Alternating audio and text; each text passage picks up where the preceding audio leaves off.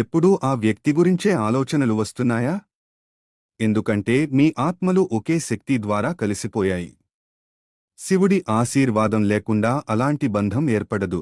జీవితంలో కొన్నిసార్లు దూరం రావడం కూడా అవసరం. దూరం మనసులను పరీక్షిస్తుంది, ప్రేమను బలపరుస్తుంది.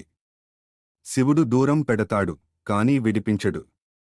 ఎందుకంటే ప్రతి ఆత్మకి ఒక సమయం ఉంటుంది, ఒక కలయిక ఉంటుంది.